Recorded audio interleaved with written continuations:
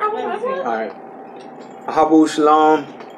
It's Watchman Yahshay, Ben Yasharal, and the rest of the assembly of Yahuwah Yahusha. We're coming live before you at Yum Kaparym, or what you may call the Day of Atonement. And we're going to be teaching on and breaking down what the Day of Atonement is, what is the purpose of it, and why in Uyakra 16 it shares what it shares. But always, before we start, we like to go into Yahweh's Palal. Nabi Yahweh, would you like to lead us in Yahweh's Palal? Yeah. Abinu Shabashamin Yakanu Shamka Tabamal Kutka Yasha Razunka Ba'ara Ska Asha Nasha Bashamin Tanlanu Ayum Laham Hakanu Usalak Lanu At Ashmatnu Ka Asha Salahim Anatu La Asha Ashmu Lanu Al Tabi Anu Lid Masa Kai Am Hasi Lanu Manhara Kai Laka Hamam Laka Uhagabura Uhatarat La'u Lami Oh Lamim Aman. Our Father, who lives in heaven, Kodesh be your name. Your kingdom come, your will be done, on earth as it is in heaven. Give us this day our daily bread, and forgive us our trespasses as we forgive those who trespass against us. Lead us not into temptation, but deliver us from the evil one. For yours is the kingdom, and the power, and the esteem forever. In the name of all names, Yahweh Yahusha. Amanah. All right. So, starting on this teaching right here, we want to break down Yum Kaparym, or the Day of Atonement. And I want to give you understanding of what it is, on this Day of Atonement that comes every year. Why must it be every year, and why is the breakdown as such? So I'm just going to go into what the Ruach has led me to teach on and led me to break down concerning the Day of Atonement and what it is, so that you may know and that you may teach your children and your children's children. Before we start, we got to start at the beginning of anything before we can even break down what you see in Uyakra. That's something that happened before Uyakra happened. And with that being said, we have to go to Enoch, or Hanuk, who we call him, our ancient ancestor. All right. Shalom, Aki Sha'al. Man, we love and we miss you, man. Shalom, shalom. Shalom. Shalom, Ahabu Shalom. Let's go to Hanuk, chapter 7. And we're going to read from Hanuk chapter 7. Shalom, Aki Bobby. And this is going to break down to you why atonement is instructed the way it's instructed when you see this right here. This is the breakdown.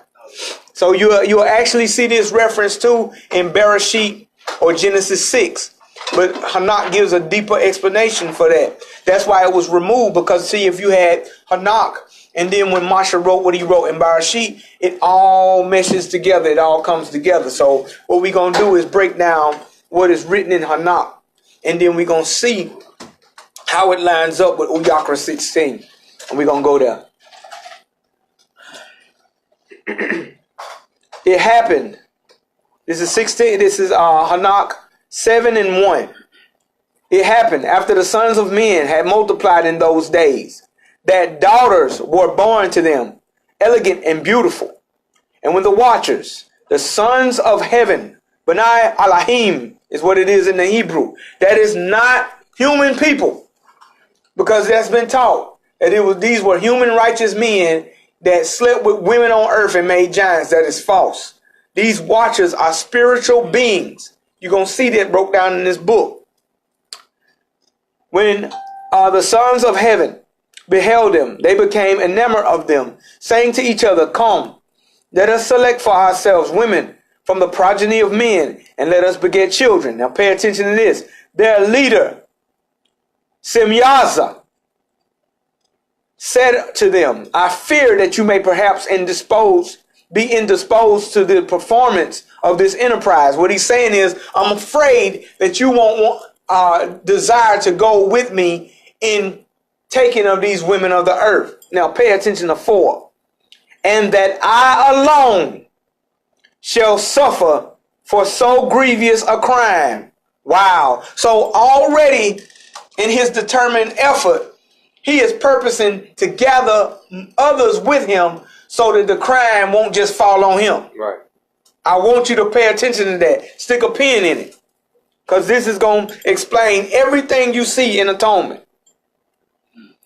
But they answered him and said, we all swear and bound ourselves by mutual execrations that we will not change, actually extractions, that we will all change, we will not change in our intention, but execute our projected undertaking. Then they swore all together and bound themselves by 2 mutual execrations.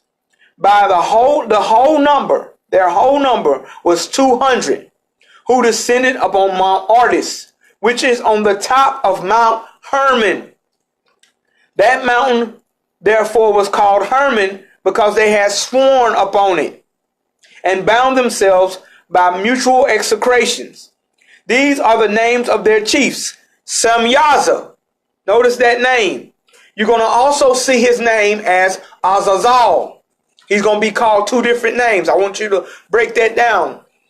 Samyaza, who was also their leader. Urukamael, Akibaal, Tamial, Rumaal, Danaal, Askaal, Sarkanial, Asaal, Armas, Batraal, Arna, Zabibe, Samzaal, Altarial, Tural, Yumial, and Arazaal. You notice that Azazel is not even mentioned in there. Right. Because Semyaza is Azazel. And these were the prefects of 200 angels, and the remainder were all with them. So what it is these are the generals that were named, that are generals over 200 angels. And they took women, each choosing for himself, whom they began to approach, with whom they cohabited. That means they lived with, teaching them sorcery. Highlight that, because you're going to see that in Uyakra when we get to the atonement. They taught them sorcery. Sorcery came from the spirit world. It came from the fallen. After they cohabited with these women and lay with them. Man. Incantations and the dividing of roots and trees. That's where your roots cuttings on. If you seen BT late at night, remember somebody put a root on me. You remember that commercial? Yeah. Someone put roots on me. Yeah.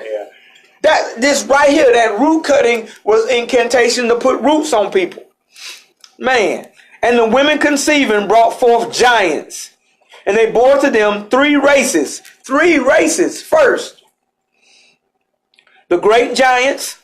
The giants brought forth the Nephilim. The Nephilim brought forth the Aliud. And they existed, increasing in the power according to the greatness. Now, pay attention to that. They 3 races. 3 races of what? Giants, Nephilim, and Aliud. That's 3 different types of creatures. So that's why people get it all thrown away when we talk about different parts of the fallen. Not all of them were giants. The giants brought forth children, and their children were mutated into other things. Man. And they existed, increasing in power according to their greatness, whose stature was 300 cubits. Whoa. These devoured all the labor of men until it became impossible to feed them.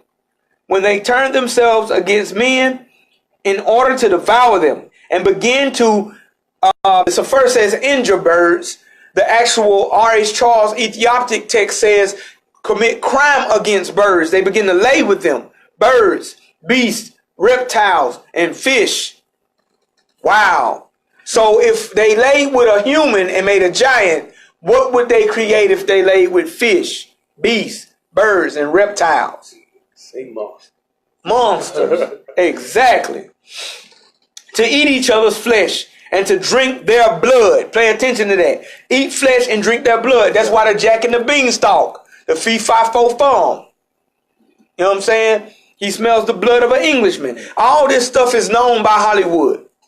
The earth reproved, then the earth reproved the unrighteous. That means it exposed the unrighteous to who? Yahuwah. Yeah.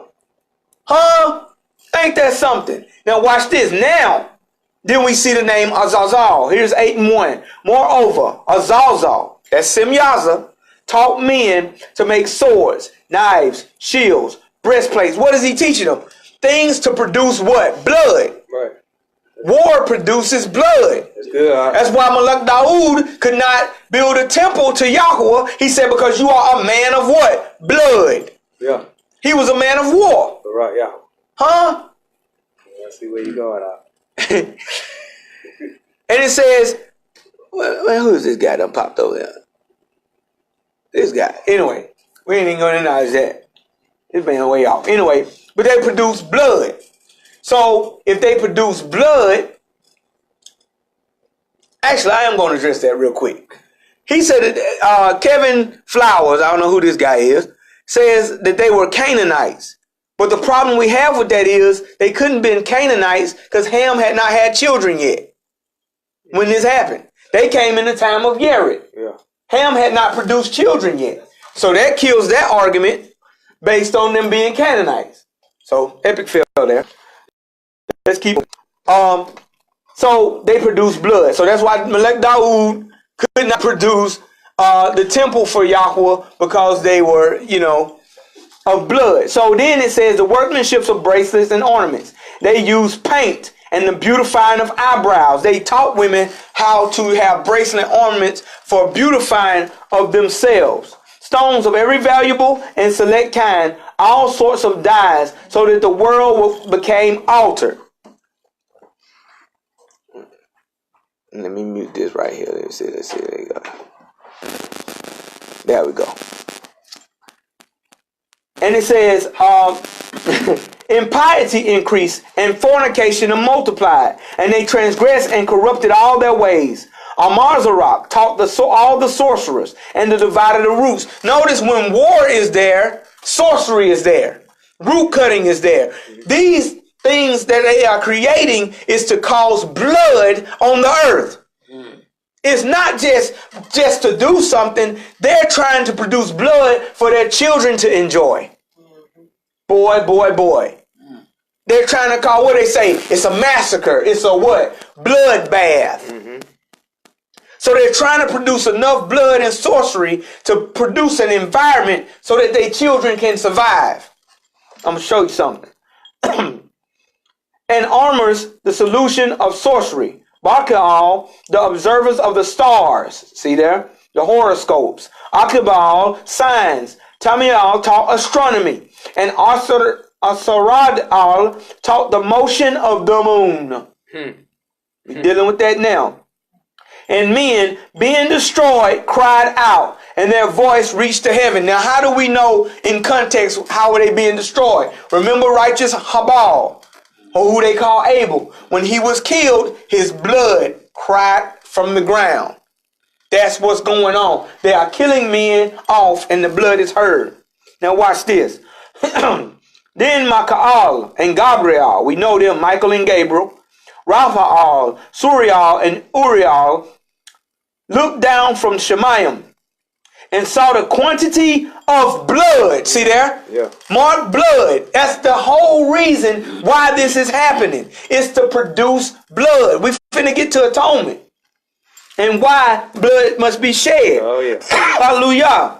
And saw the quantity of blood that was shed on the earth, and all the aun or our iniquity which was done upon it. And they said to one another, their voice of their cries, the earth deprived has cried even to the gate of heaven. Even the earth is crying up because it's being corrupted. And now you, all Kadash one of Shemaim or heaven, souls of men complain, saying, bring judgment to us from all Yon. And they said to their Adonai, the king Adonai of Adonim, Elohim of Elohim, King of kings, the throne of your esteem is forever and ever, and forever and ever is your name sanctified and esteemed. And you are Barak or Baruch and glorified or esteemed. You have made all things. You possess power over all things. All things are open and manifest before you. All and behold all things, and nothing can be concealed from you. You have seen what who have done. Azazel has done. Look who he point to. Look who all four Malachim that are in the Shemayim, they point to one person. Pay attention to that. Write down that name. Azazel has done. How he has taught every species of iniquity upon the earth, and has disclosed the world all the secret things which are done in the Shemayim. Samyaza also has taught. It's the same person. You see that? It didn't say also Simyaza. It says Simyaza also has taught sorcery. See, you go back to 8. That's what Azazel taught. Simyaza is Azazel. I'm pointing that out for a reason.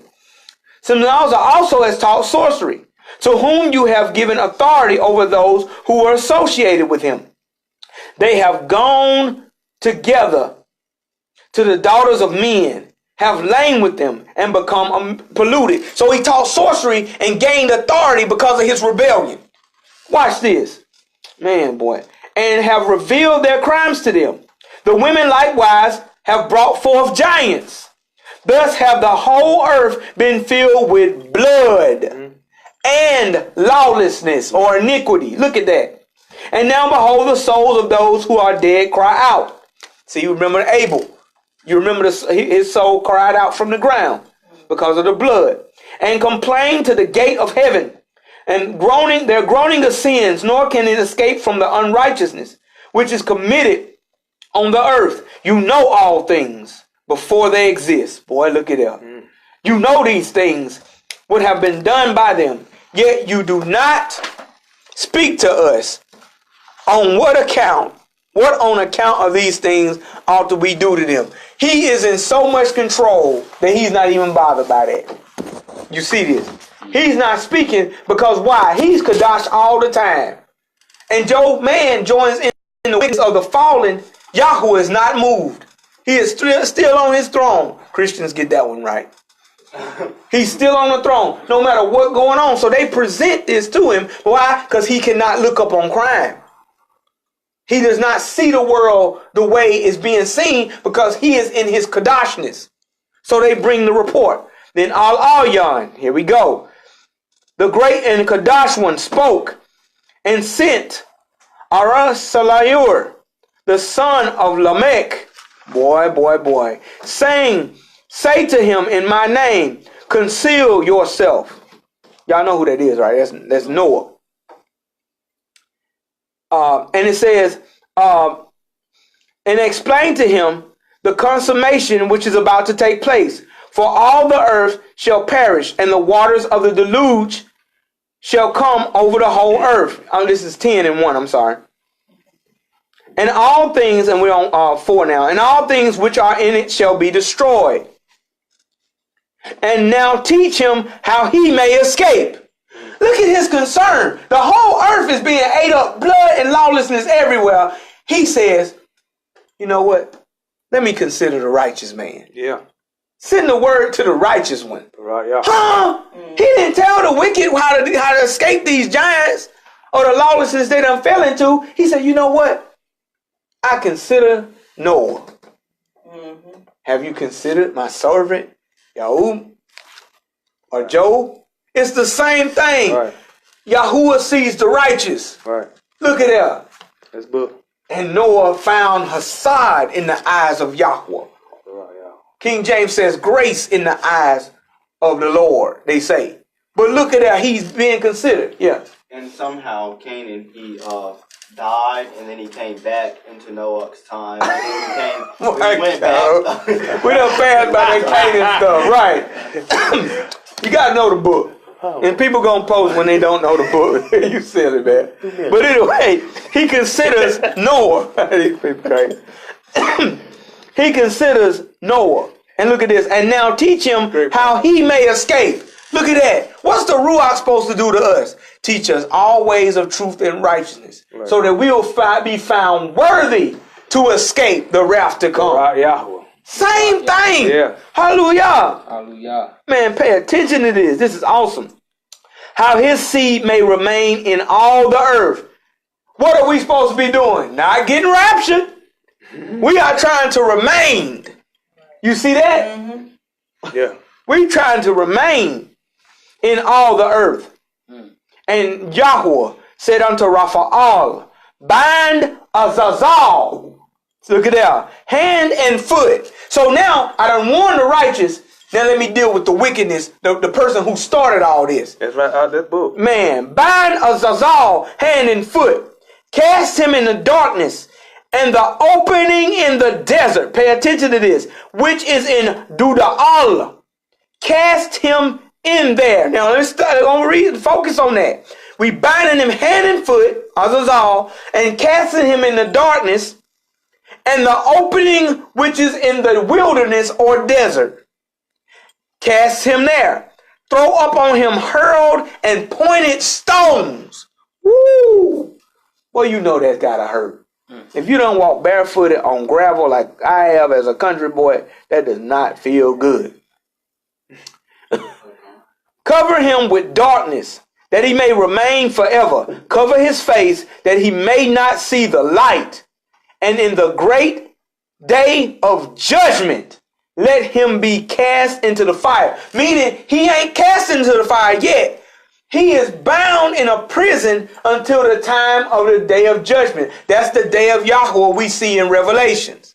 That's Ezekiel 22, and he gonna bring out his spirit and also gather his elect at the same time. Same time. Exactly. And it's the same time thing happening right here. And see, it's book. Yeah.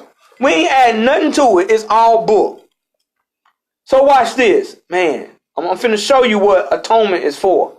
This day of atonement that we celebrate every year. Man. 10 and 10. Restore the earth, which the angels have corrupted, and announce to life to it, that I may revive it. And all the sons of men shall not perish in the consequence of every secret, by which the watchers has destroyed, which they have taught their offspring. Look at that. They wanted children. That was the whole purpose. All the earth has been corrupted by the effects of the teaching of Azazal. Look at that. The main one who said he didn't want to be held responsible for the whole shebang is the main one Yahuwah looked at, because he knows all things. Yeah, that's it. You want to be in a group, per se, but I'm going to single you out because you didn't want to get singled out. Look at this. Effects of the teaching of Azazal. To him, therefore, ascribe the whole crime. Wow. He get the whole boy. Man, boy, this is such a punishment. To Gabriel also Yahuwah said, go to the bastards. He didn't even recognize their children. Right. Go to the bastards, to the reprobates, to the children of fornication, and destroy the children of fornication, the offspring of the watchers. Boy. From among men, bring them forth to excite them one against the other. Now let me break that down.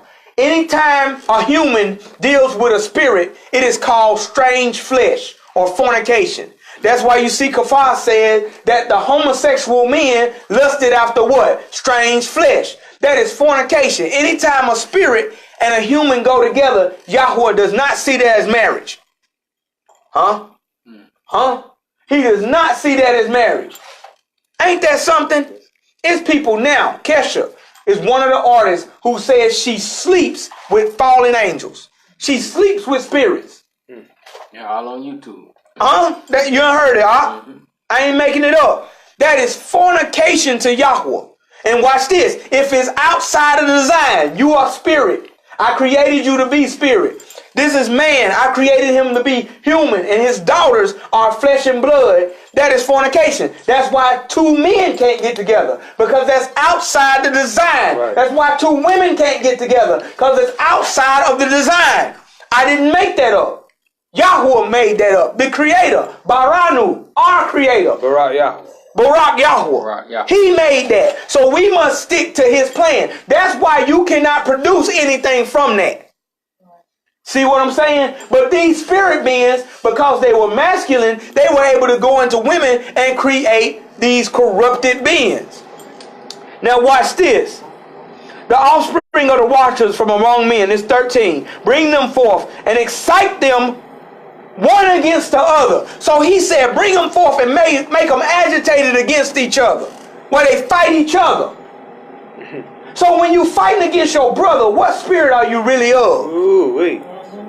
Boy, if we supposed to love one another,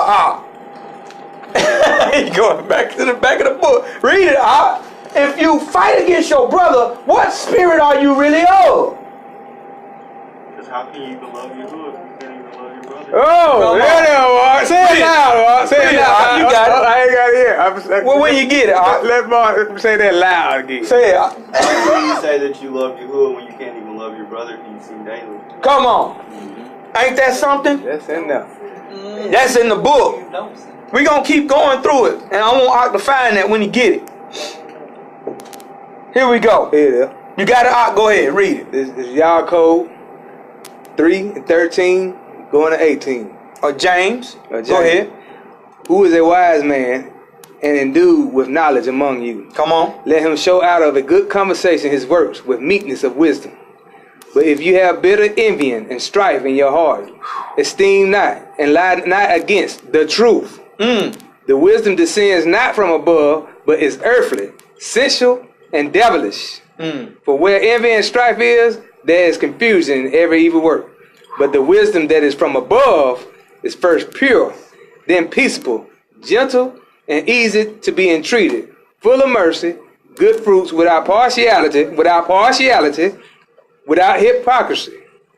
And the fruit of righteousness is sown in peace of them that make peace. Come on. Come on. You look at that. So the strife with one another was against evil workers, not against those who were brothers. Toda, for reading that. Toda, Rabbah. So then it says, I'm gonna say that again. Excite them against one another. Let them perish by a mutual slaughter. They agreed to kill each other. For the length of days shall not be theirs. It says the wicked will not live out half their days. That's Malak Dawood. They shall all entreat you, but their fathers shall not attain their wishes respecting them. For they shall hope for eternal life, that they may live, each of them. 500 years is all he gave them. To Maka'al, likewise, Yahuwah said, go and announce his crime to Samyaza, and to the others who are with him, who have been associated with women. Boy. See, Samyaza is a Zazal. He's announcing his crime. And that they might be polluted with all their impurity, when all their sons shall be slain, and they shall see the perdition of their beloved. Bind them for 70 generations underneath the earth, even unto the day of judgment and unto consummation. They are going to see the fall of their own children. Where do we get that from? It says, Yahuwah said in the provocation in the wilderness, because you said we were afraid that our children will be prey. Yeah. Boy. Ain't that something? I'm going to let them inherit the land, and you ain't going to see it. This time, because your children are working the wickedness, and you want to see them prosper and take over the earth, you're going to see the punishment of your own children, and they not going to have eternal life. Look at this right here. Unto the judgment and effect of which shall last forever, but you complete it. Then shall they be taken away into the lowest depths of the fire and torment. That's why the outer darkness and the going to be thrown into the lake of fire that you see in Revelation 21 and 8. This is why that's happening. And it says, and in the confinement shall they be shut up what? Forever. This is for the devil and his angels. You don't want that punishment. That's what Yahushua was talking about. Immediately after this shall Samyaza together with them burn and perish. And they shall be bound unto the consummation of many generations. Now look at that. He bound with stones on him, not thrown into the fire. But when his children are thrown into the fire and burned, immediately after, he gonna go right in behind them. Because you the person who started. You the fire starter. Ain't that something? And it says, destroy all the souls addicted to lust. Boy. Man. Boy, that's a whole conversation right there. Addicted to lust. Pornography. Kind of lust. Come on, pornography. Adultery. fornication, addicted to lust. Man, we got to get out of this stuff. Yeah. And I'm going to show you that he gives this instruction for this purpose. That he's telling them when we go to the atonement that's done by Aaron in the Levitical priesthood, it's referencing all this. Addicted to lust and the offspring of the watchers, for they have tyrannized over mankind. Let every oppressor perish from the face of the earth. That's going to happen again. Let every evil work be destroyed. Let the plant of righteousness and the rectitude appear, and its produce become a barakah, or a blessing. Righteousness and rectitude shall be forever planted with delight. And then shall the Kadashim give thanks and live until they have begotten 1,000 children. Wow. That means childbirth is in the afterlife, like Baruch said too. It proves that childbirth is in the afterlife. And while your whole period of their youth and their Shabbats or their Shabbatut shall be completed in peace. And in those days all the earth shall be cultivated in righteousness, and is wholly planted with trees and filled with benediction. That's benediction. That's where they took the word blessing. That's actually what it's supposed to be. Every tree of delight shall be planted in it. It shall be vines, and vines be planted. And the vine which shall be planted in it shall yield fruit to satiety or satisfaction. I'm going to say it like that. Who is the vine? Yahusha said, I am the vine. That's right. Ye are the branches. Yeah. Boy. Every seed shall be sown in it. It shall produce for measure 1,000. One measure of olives shall produce 10 presses of oil. Boy. Yeah. Purify the earth from all oppression, from all injustice, from all crime, from all impiety, from all pollution which is committed upon it. Exterminate them from the earth. Then they shall all the children of men be righteous, and all nations shall pay me divine honors and barak me, and all shall adore me. Because why? Ain't no lawless no more. Right. It's only the people who love him. Man. And that means genuinely love him now. He know you love him. Man. The earth shall be cleansed from all corruption, from every crime, from all punishment, from all suffering. Hallelujah. Neither will I again send a deluge, a flood upon it from generation to generation forever. In those days I will open up the treasures of Barakah, which is in the Shemayim, or open up the treasures of blessing, which is in heaven, that I may cause them to descend upon the earth and upon all the works and labor of man. Peace and equity shall be associated with the sons of men all the days of the world, in every generation of it. Now watch this. I'm about done with this, and we finna move on. Let's jump for a minute to Enoch 15 real quick. We finna go in. I'm trying to get you to where atonement is going to be at, and you're going to see it. Shalom to everybody watching. Ahabu shalom. 15. Then addressing me, he spoke and said, Hear, neither be afraid, O righteous Chanuk. You scribe of righteousness, approach here and hear my voice. Go, say to the watchers of Shemayim, who have sent you to pray for them. You ought to pray for men and not men for you. They were trying to get Chanuk to intercede for them. Yeah. He said you're supposed to be interceding for them and not them for you. You don't even know the order of things. Yeah. Boy. And now that we have come into this covenant, we supposed to intercede for the criminal now. Yeah. You see that? Word. Not them for us.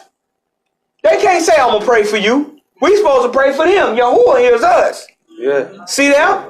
It's the same thing. Wherefore have you forsaken the lofty and Kadash Shemayim, and which endures forever, and lain with women, and have defiled yourselves. It didn't say you defiled the women. You defiled yourself. Why? Because you came from the Kadashness. Yes. You were righteous. Man. With the daughters of men, and taking yourselves women, have acted like the sons of the earth, and begotten giants. You being spiritual, Kadash, and possessing a life which is eternal, having polluted yourselves with women, have begotten in carnal blood. Yeah. Underline that blood. Have lusted in the blood of men, and have done as those who are flesh and blood do. This, however, die and perish. Therefore, I have given them women, that they might cohabit with them, that sons might be born of them, that this might be transacted on the earth. Because they're not eternal, I give them children, so that they can continue their eternal life through their children, is what he's trying to say. That they can keep producing a posterity on the earth. That's why what? If your brother don't produce a child, you got to take his woman and produce a child. It's because the posterity has to continue. Yeah. See? Yeah. That's all it's concerned. But you, he's talking to the Malachim, or the watchers, from the beginning were made spiritual, possessing a life which was eternal already. Why do you need children when your life is eternal already? And not subject to death forever. Therefore I made not women for you. That's why wisdom can't be a woman. I made not women for you, because being spiritual, your dwelling is in the Shemayim. Watch this. If you are in the Shemayim, pleasures are on you every day. That pleasure of sex that you seek here on earth can't even compare to the Shemayim pleasures. Huh? That's bull. Because watch this. When the Malachim and Yahusha came to Abraham and told him that he gonna have a son named Yahshay, Sarah instantly responded, will I find pleasure in my old age? See there?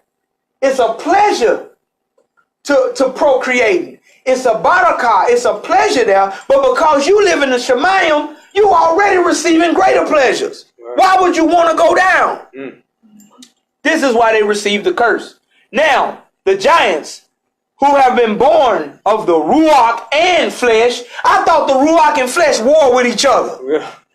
See what Shaul said? See how the book line up? Yeah. He says the flesh wars against the Ruach and the Ruach wars against the flesh. So now they done made a Ruach and flesh intertwined that's nothing but fighting against itself. Boy. Yeah. Shall be called upon earth evil Ruach, evil spirits. Boy. This is where your demons. This is where your demons come from. This is why when you see what is called the New Testament, or we call the Barak YAHUAH or the Renewed Covenant, this is why you see demons. There's no explanation of where they come from. This is your explanation, because this book is supposed to be here. Right, yeah.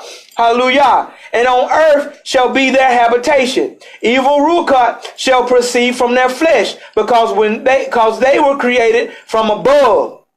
From the Kadesh washers was their beginning and primary foundation. So like Goliath, what happened with him when Dawood slew him twice, pay attention to that. He hit him with the stone and killed him and then cut his head off. He became an evil Ruach. See there? Because he proceeded from the foundation of a fallen. Evil Ruach, and that's another thing. You'll never see demons in the scriptures. You'll see devils or evil spirits. Demon is a new word.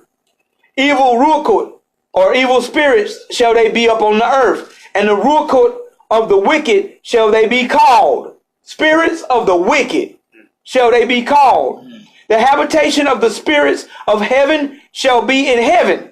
But on the earth shall be the habitation of terrestrial Ruach. Extraterrestrials. E.T. See there? It's the same thing, because they came from the earth. That's why when we see people, look at people who do UFO and have UFO sightings. Pay attention when they say they watching. If they in their house, you'll see skulls and witchcraft and occult things in their house. And they say, well, we seen an alien. No, you didn't. You summoned an extraterrestrial, an E.T. If you look at E.T., he is literally a voodoo being that was created. That is not just out of the mind of Steven Spielberg. E.T., that little brown guy who turned white like a little turd when he dried up. I'm sorry. It was horrible. But he was touching fingers and all this crazy stuff, phone home. He was not an alien. He was from the earth, but he was extraterrestrial, outside the terrain. That's what that means. outside the terrestrial plane. So voodoo, that's why if you see Kanye, you'll see this little heart-shaped thing on his shirt with two eyes. You'll see it on his shoes. You'll see it on a lot of artists. T-Pain had it in one of his new videos. It looked like a red heart, but it has two eyes. That is what E.T. was. That's a demon. That's a voodooing demon. Mm. Yes, sir. And that's why there's a lot of alien sightings where there are a lot of witchcraft. Come on, Pops. Teach. Right. So every time somebody, you can track it. Every time they say they see alien sightings or somebody's been taken up and taken into a spaceship, it's witchcraft activity there. So it's not aliens, it's terrestrials, extraterrestrials. Because they're not aliens, they're familiars. Yeah. It's not alien to you, it's familiar to you. See there? Familiar spirits. We finna get somewhere. So, watch this. Who are born on the earth. See there? Terrestrial Ruach. 9. This is 15 and 9. The Ruach of giants, the spirits of giants, are like Nephilim, which shall oppress, corrupt, fall, content, and bruise upon the earth. They whole job. So you looking for, they looking for a guardian angel, but what you really got is a guardian evil spirit. Look at that. Every man is assigned an evil spirit to them. To oppress, look at that what it says. Corrupt, to make fall, content, and bruise upon the earth. You wonder why you struggling in your walk in the spiritual? Because you have not got immersed and have not repented and been atoned for your crimes to get that evil ruach off of you. Wow. Huh? That's why on Bohemian Rhapsody, the song by the artist Queen, Freddie Mercury, who was in that rock group, he says Beelzebub has a devil put aside for him. That's it, right? See there? Why is he singing that he has a devil put aside for him? Why? Because every man has a devil laid aside for them. Your Hashatan may not be the same Hashatan that Yahusha struggled with. You get what I'm saying? When I say struggle with, I mean contended with in the wilderness when he fasted the 40 days. And it said, command this stone to be made bread if you are the son of Elohim. See, that was an assignment for that Satan to get him to fall. See the word fall? Yeah. It's in there. So you might be struggling with some things and battling with some things in your life that's either coming from two things. A generational, because he says he visits the lawlessness to the third and fourth generations, or your own personal, like people say, well, they got their own personal demons. They ain't just saying that. It's both, right? Or it's many that's been conjured back because you may have been in witchcraft, hoodoo, or Baal through your parents and then got more demons added to you. That's where we see Legion at. This man ain't just have one, he had 2,000. And disobedience is equivalent of sorcery and witchcraft. Ain't that something? Ain't that the book 2 Samuel? So that's just it. So disobedience is as the crime of witchcraft and stubbornness is as the crime of idolatry. So you bringing demons on. Watch this. Now here's Yahusha speaking. They shall cause lamentation, sorrow. No food shall they eat. They shall be thirsty. Remember when Yahusha said, when an evil spirit leaves a man, he is hungry and he thirsts and goes into dry places, seeking a place and finds none. Then he says, I will go back to the house I left and bring 7 more with him. Yeah. And the state of that man is worse than the first. Look what that say right there. This book, huh? We ain't going nowhere outside the book. You just got to know the book, Kevin Flowers. I'll leave alone. I just want to tell you. You shall be thirsty. It says, no food shall they eat. They shall be thirsty. They shall be concealed. That's why we can't see them with our eyes. They shall be concealed. Huh? And shall rise up against the sons of men. Who are we? The sons of men. We're in a war. We wrestle not against flesh and blood. Apostle Shaul knew this. Ephesians 6:12. He knew all this. Man, come on, man. And against women. See there? For they come forth during the days of slaughter and destruction. Now, and the death of the giants is 16:1. Wheresoever their ruach or spirits depart from their bodies, let their flesh, that which is perishable. See there? That flesh that they have on is perishable. Be destroyed before the judgment. They shall perish until the day of the great consummation and great world. They can't sustain themselves. They're trying to be eternal, but they can't. Huh? Man, I can go real deep into something right there. I'm going to leave that one. And destruction shall take place of the watchers and the impious. That means those who are associated with them. Now to the watchers who have sent you to pray for them, who in the beginning were in heaven, say, in heaven you have seen secret things. However, it had not been manifested to you. Yet you have known a reprobated mystery. Mm-hmm. I kept back what you was trying to figure out and gave you a reprobated mystery. What's that? A strong delusion. 2 Thessalonians. Yeah. Boy.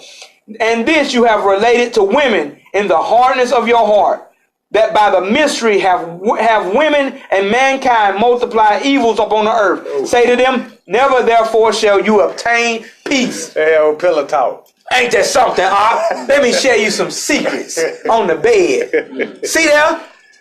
And they thought it was good stuff and increase evil. Never shall you attain peace. That's why we see these people who so-called sold their soul to the devil. They always say they can't find peace.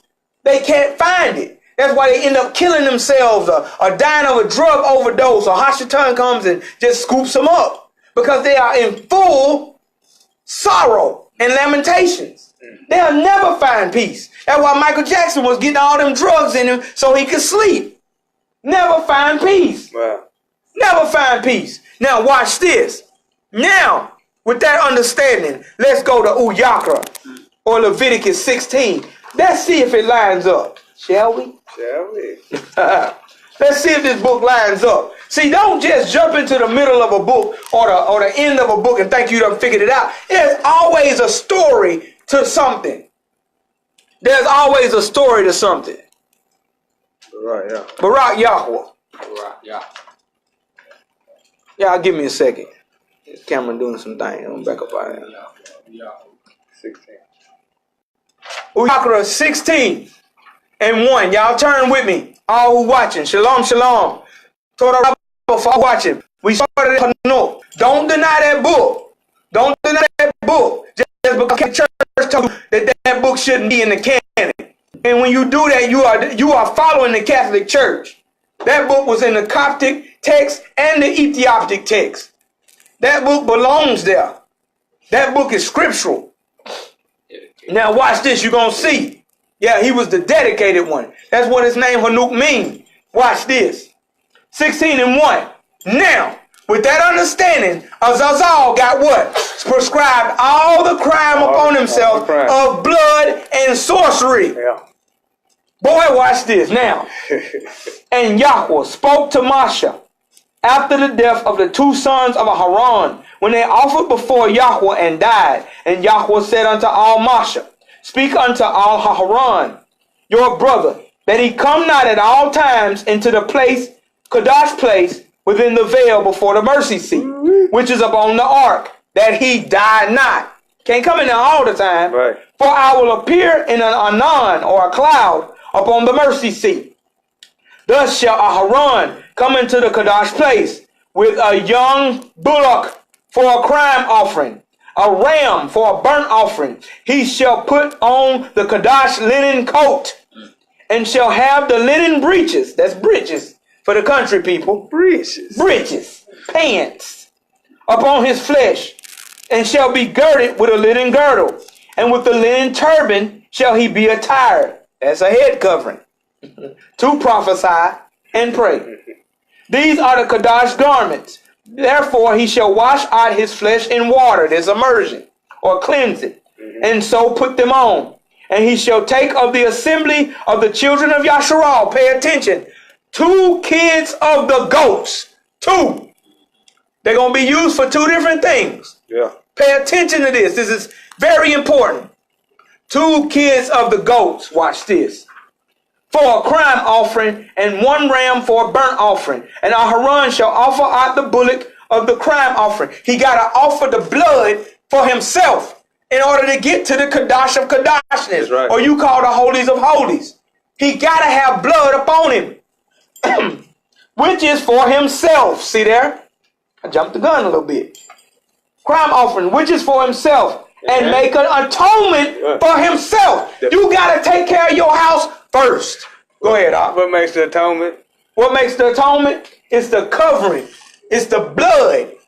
Ain't that something? Yeah. You have to be bathed in blood. That's why I posted on my Facebook page earlier that Adam and Hawa had the first Yum Kaparym, or a Day of Atonement, because he used animal skins to cover them. You have to be covered in the blood, Hebrew, who don't believe in the Mashiach. You have to be covered in the blood. You cannot make an atonement for yourself without blood. Without the shedding of blood, there is no forgiveness of crimes.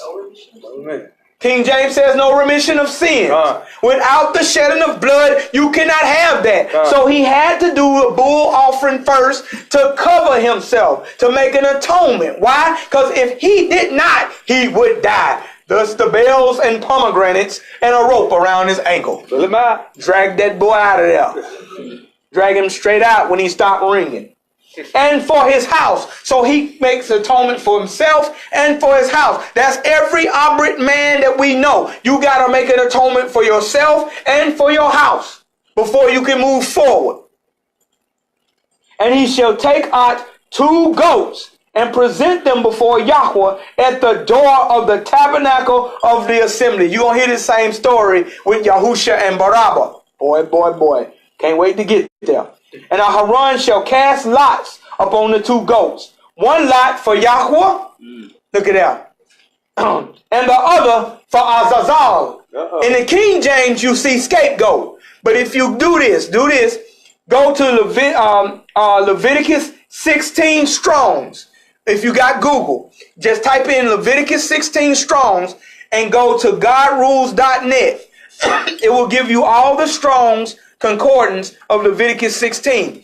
If you see scapegoat, click beside it. That number will give you a word. That word will be Azazel. See there? Or you'll see it in the King James as Azazel. But it's the same demon. The one I read about in Enoch. Now watch this. If Enoch or Hanuk is not supposed to be in here, why would you find that same name I read in your King James Strong's Concordance? Because it's supposed to be translated 1 goat for Yahuwah and another goat for the lot of Azazel. Why? Because the crimes were prescribed to him and him only. That's right. Let's go. And Aharon shall bring out the goat upon which Yahuwah's lot fell and offer him for a crime offering. Look at that. That's Yahusha, by the way. We'll get there. But of the goat on which the lot be for Azazel, shall he be presented alive before Yahuwah to make an atonement with him and to let him go for Azazel in the wilderness. What happened to Barabbas? He was let go. Free Barabbas. Yeah. Crucify Yahusha. Free Barabbas. That's what they were chanting out. Yeah. Huh? Man. That's what they were chanting out. They were saying free Barabbas. So he shall be let go. Woo! Look at this. Man, look at this. I want to pay attention to that. But the goat on which the lot fell to be for Azazel to be presented alive before Yahuwah, to make atonement with him, and to be let him go for Azazel into what? The wilderness, aka the desert, aka Duda'al, like we just read in Enoch. Because that's where Azazel was, bound with pointed stones on him in the wilderness of Duda'al. Yeah. We ain't making up nothing. Look at this, boy. And Aaron shall bring out the bullock of the crime offering, which is for himself, and shall make an atonement for himself, for his house, and shall kill out the bullock of the crime offering, which is for himself. Then he shall take the censer of full burning coals of fire, and from the altar before Yahuwah, and his hands full of sweet incense, beaten small, and bring it within the veil. Ain't that something? The prayers of the Kadash. And he shall put out the incense upon the fire before Yahuwah. That's it, ain't it? And they bust them on there and on that fire, and it was sweet to him. And in the cloud of the incense may cover the mercy seat that is upon the testimony that he die not. Atonement is so that you die not. It says if that person has not afflicted his being, like we did with the fast, that soul shall be cut off from among the people. Man, I'm telling you, it ain't nothing worse than a spiritual death. Nothing. And let's keep on going right here. And it says, 14, he shall take of the blood of the bullock and sprinkle it with his finger upon the mercy seat eastward. And before the mercy seat shall he sprinkle of the blood with his finger 7 times. And he shall kill the goat of the crime offering. That's the lot that was given to the goat of Yahuwah, or the lamb of Yahuwah, for the crime offering. That is for the people. And bring out the blood within the veil, and do with the blood as he did with the blood of the bullock, and sprinkle it upon the mercy seat. Hallelujah. And before the mercy seat. That's what Yahusha did for us. He gave himself. He said, no man take my life, but I lay down my life and give it for a ransom for many. Many, not all. Christian with your John 3:16. He said for many, those who come to him. And they killed him before the people. Man, all this is lined up. That's it. Explain the veil too. When the veil, and the veil was split from top to bottom. Yeah. That was to bring us before the throne of the mercy seat. That's why he's our high priest now. It's people who know book in him. That's why he our high priest now. Hallelujah. Man, and shall make an atonement for the Kadash place because of the uncleanness of the children of Yasharal. They'll say, well, why did he come? Why did Yahuwah have to come and die for us? Because of your uncleanness. Right. Because of your unbelief. Yeah. And he said, ain't that the reason why they died in the provocation? Because of unbelief. Yeah. You don't believe in the Mashiach. That's why you die. That's right. Barak YAHUAH, you got one of them. Yes, ma'am. Plus, he said throughout that he couldn't find anybody who could stand in the gap. That's right. Nobody was pure enough to be able to stand in the gap for people. Ain't that so something? He had to come down himself. He had to come himself because even Haran helped build a golden calf. We don't talk about that. Yeah. So even his high priest that he assigned to be over the Levites helped build the golden calf. So what man was he going to find Kadashana? Masha wasn't right. Because Masha said, blot me out of the book of life. He says, take me instead of them. He said, get out the way. You can't do that. Yeah. You killed You can't do that. You wasn't Kadashana. He showed he killed the man and hid him. And buried him in the sand. Dropped him heavy. Man. You can't stand in the gap. Just right there, Huh? He couldn't do that. Who you think you is? Right. Me? Thank you. Humble Who you think yourself. you Humble is? yourself. A mediator? Even Masha wasn't a mediator. Oh. There had to be a blood mediator. Oh, man. There had to be a blood mediator. No man could be a blood mediator. Only Yahuwah could be a blood mediator for when I could swear by no greater. I swore by myself. Yeah. You're right, yeah. Boy. This is book. Yeah. Come on, man. We teaching today. Man, where we at, man? I ain't got excited. Okay, it's 7. Are we on 16, 7? Yeah. I don't even know. No, where we at? We down. Yeah, we 16. I'm sorry, I got excited. I got excited. And he shall make an atonement for the Kadash place because of the uncleanness of the children of Yasharal and because of their transgressions in all their crimes. All their crimes. And so shall he do for the tabernacle of the assembly and remains among them in the midst of the uncleanness. See, that's why he had to do blood for himself first, then do it for them. He could not be pure enough to do it all on himself. That's why Yahusha was without no crime.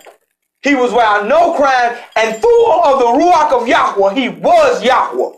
And he could offer himself up with no blood. He offered up his own blood as the lamb. Yeah. Lamb in Abri is Shah. So he is still Yahusha. Yahuwah is our lamb. Wow. Can't get out of it. Barak, yeah. Boy. Let's get on in here. Let's get on in here.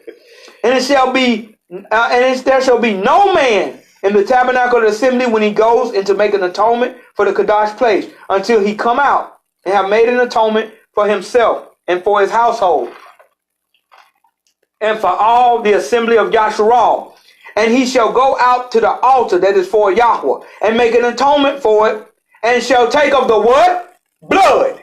Mm-hmm. The same stuff that Azazel had spread all over the earth. Yeah. The same warfare. The same, he needed blood. Why? He said, if someone sheds blood, blood shall be required of them. Yeah. See there? Yeah. So you can't shed blood and then offer some grapes and some figs, the blood of the grapes, huh? The vegetables, little VeggieTale guys. You can't do that. You have to offer blood. It has to be blood for blood, life for life. Man. See, if you teaching anything else, you lying. Watch this. So it says, watch this. And he shall go out to the altar that is before Yahuwah and make an atonement for it, and shall take of the blood of the bullock and the blood of the goat and put it upon the horns of the altar round about. You see that?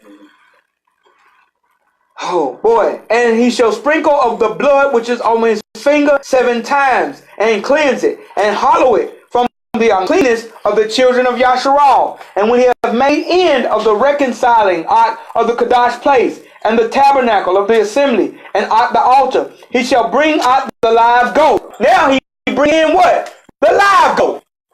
The one that didn't get killed. And Aharon shall lay out both his hands upon the head of the live goat and confess over him at all the lawlessness of the children of Yasharal.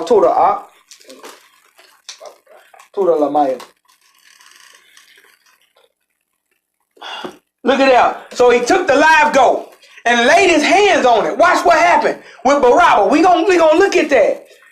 He said, what have I to do with this innocent man? Why don't I free Yahusha?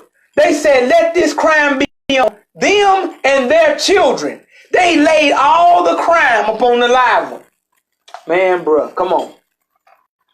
We gonna get there. And Aharon, laid both hands upon the head of the live goat and confess over him at all the lawlessness, the iniquity of the children of Yasharal, and at all the transgressions, all their crimes, put him on the head of the goat, and shall send him away by the hand of a fit man, not just a regular man, a muscular boy, a fit man into the wilderness. He got to make sure he make it. Why is he going into the wilderness? That's where Duda all is, because that's where Azazal's prison is. That's why it's being released in the wilderness. They didn't even question this. They understood this. Why? Because Hanak is their forefather. They understood what Yahuwah is telling them. You got to lay all the crimes on this goat and run it by a fit man into the wilderness. It's got to make it. That's why it's got to be a fit man. Yeah. He got to be able to wrestle that stubborn joker all the way through. He got to get to the wilderness. Yeah. He can't just stop right there. He can't go out in plains. He got to go into the desert. Right. By a fit man. He had to handle something. That was a job. Yeah. That's a hard-headed goat. With all the crimes of Yasharal on him, that boy's super stubborn. Yeah, buck. Boy. And Aharon shall come into the tabernacle of the assembly and put off the linen garments by which he put on when he was in the Kadash place, and shall leave them there. And he shall wash his flesh with water in the Kadash place, and put on his garments, and come forth and offer his burnt offering and the burnt offering of the people, and make an atonement for himself and for the people. And the fat of the crime offering shall he burn in the altar. This is why too you fast on the 9th day, but on the 10th day when you offer this sacrifice, you have to partake of it. Yeah. You have to eat of the sacrifice. You can't fast and eat at the same time. So your affliction already has to be happening before you offer your crime offering and partake of it. See? You got to have understanding or you'll mess up this thing. And out the fat of the crime offering shall he burn on the altar. And that he, watch this, and He that let go the goat for Azazel. That's what it's supposed to say. Not the scapegoat. He that let go the goat for Azazel, man, shall wash his clothes. Why? Because he been wrestling with an unclean crime. You know what I'm saying? The animal is clean, but the crimes have been laid on it. Yeah. He been wrestling with this goat and went into the wilderness with him. He had to lead that thing to the wilderness. He got to come back and cleanse himself. Right. There's a cleansing for himself. Man, bruh. Here we go. Shall wash his clothes and bathe out his flesh in water, and afterward come into the camp. He can't even come back in the camp unclean. Mm-hmm. See that? He can't even come into the camp unclean. He got to bathe himself from dealing with that, the fit man. Yeah. It's the fit man right here. And out the bullock, which is for the crime offering, and out the goat for the crime offering, out whose blood was brought to make an atonement in the Kadosh place, shall one carry forth without the camp, and they shall burn in fire. Boy. And their skins and their flesh and out their dung. And he that burns them shall wash his clothes and bathe his flesh in water, and afterward he shall come into the camp. That's why I don't get Christians when they say come as you are. When it's a cleansing process that has to happen. Yeah. That come as you are is not right how they using it. When repentance and cleansing happen, then you can fellowship among the believers. But at that time, there has to be a cleansing, a purging of that being. That's what repentance and atonement is for. It's to turn you and purge that uncleanness out of you, so that once you afflict your being, you have to afflict your being. These kind go not out but through fasting and prayer. Yeah. Then you can come back into the camp. Hallelujah. Hallelujah. Man, this is understanding. And this shall be a statute forever unto you. Here we go. That in the 7th month, on the 10th day of the month, you shall afflict out your souls. See there? You shall afflict out your souls. Why? Because you have already done the fasting on the 9th day at evening, which is recorded in YAHUAH 23. Right. That's why in 23 he makes sure he makes this clear why this instruction is given. And you shall do no work at all, whether it be one of your own country or a stranger that sojourns amongst you. So how did Gentile get in without doing none of this? That's a lie. Christian, you saved by grace? You lying. Because it says you and a stranger got to do the same thing. It's a statute forever. For on that day shall the priest make an atonement for you to cleanse you, that you may be clean from all your crimes before Yahuwah. It shall be a Shabbat of rest to you. Hallelujah, man. Barak YAHUAH for another Shabbat. Barak YAHUAH. Added Shabbats on top of Shabbat. Man, I love it. They kissing each other this time. I love it. And it shall be a Shabbat of rest for you, and you shall afflict out your souls by a statute forever. See, it shall afflict means it already happened. Let me break that down for people who argue that.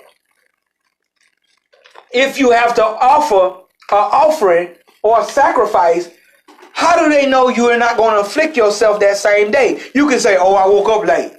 I'm finna fast. I ain't ate yet. I woke up late. See, it has to be the day before to prove yourself of the afflicted soul. Right. So that when you come before the priest, he knows that you have afflicted your being because you have not ate. See, YAHUAH has it all figured out. Because you can just say, oh, no, I was going to do it today. Yeah.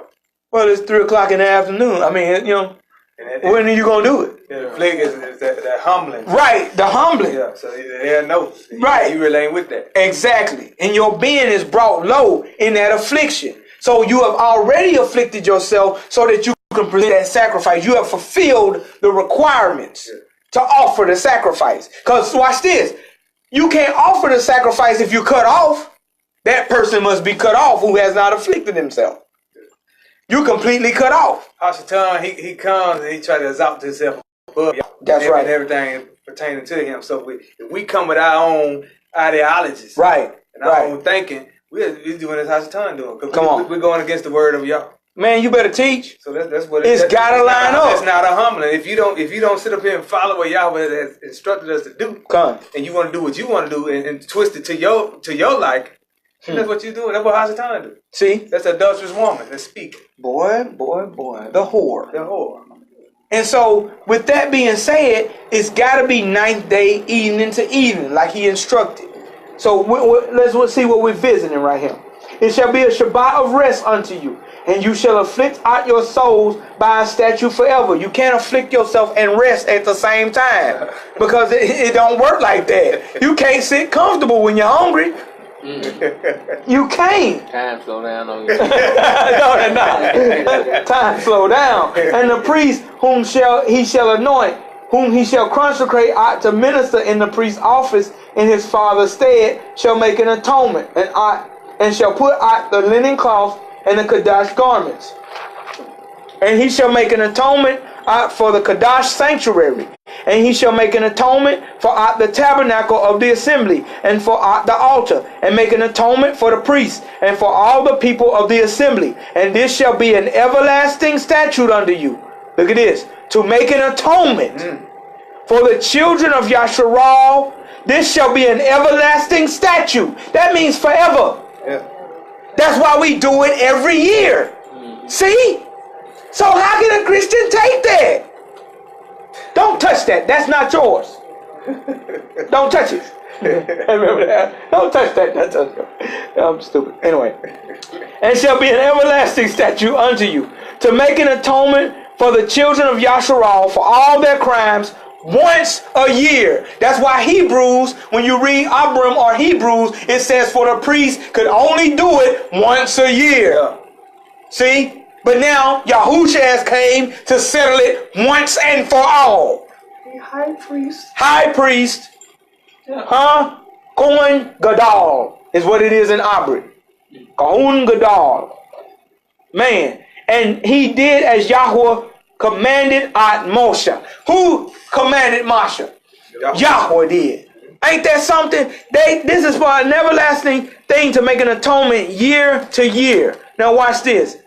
And I'm done. I'm finna move on from this. I wanted you to understand this. And Yahuwah spoke unto Moshe, saying, speak unto all Aharon and his sons, and all the children of Yasharal, which say unto them, this is the thing which Yahuwah has commanded, saying, what man soever there be of the house of Yasharal, pay attention, that kills an ox, watch this, or a lamb, or a goat in the camp, or that kills it out of the camp.